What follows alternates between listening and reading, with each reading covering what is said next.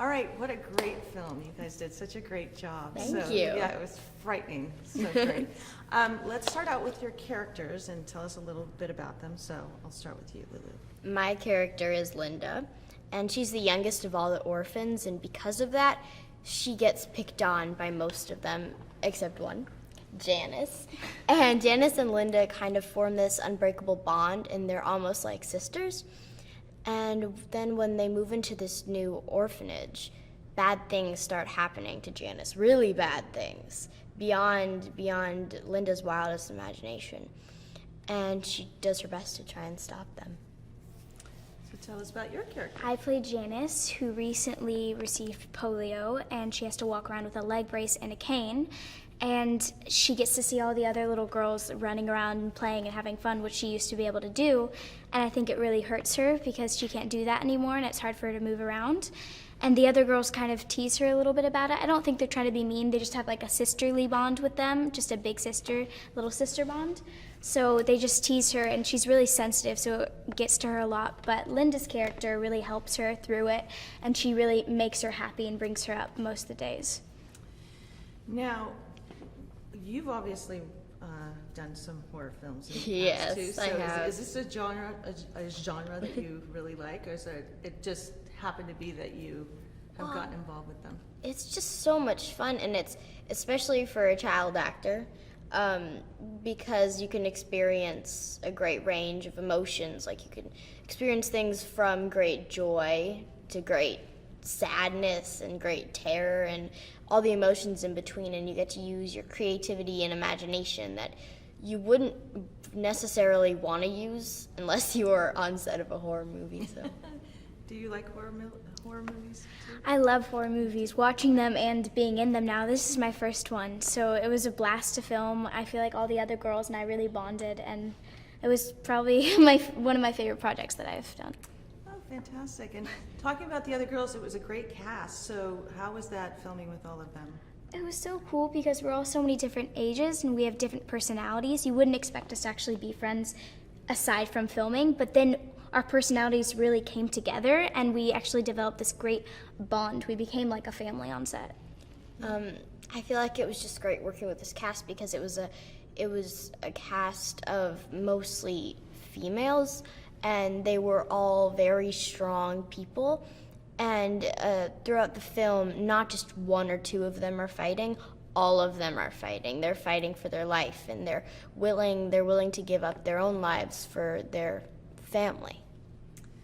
Now, it's obviously extremely scary to watch this film, but were there any times at all when you were shooting that were a little bit scary at all? I mean, while we were filming, it could be scary on set when Yeah. you're in character and like the whole scene's coming together, but really you know that you are safe. There are people right outside of set and waiting for you and taking care of you and making sure you're okay. So it wasn't like really scary when you were thinking about a scene. You didn't feel like unsafe on set, but at the same time when you're in character, it's definitely horrifying seeing the Annabelle doll and like screaming and running. Yeah.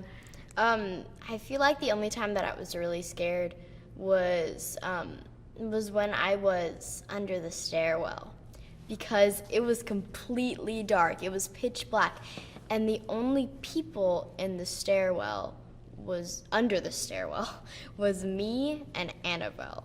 So I tried to go at the opposite side of where she was sitting.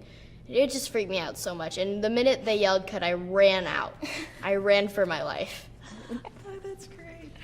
Let's talk about Annabelle. So why is it that what makes her so scary, do you think?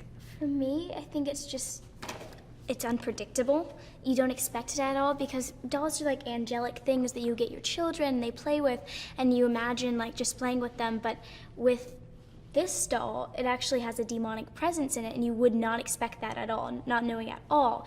But really with Annabelle, she's evil and she wants to kill you. And I just think for me, it's just like you wouldn't expect it because you think they're like this safe little toy that kids can play with.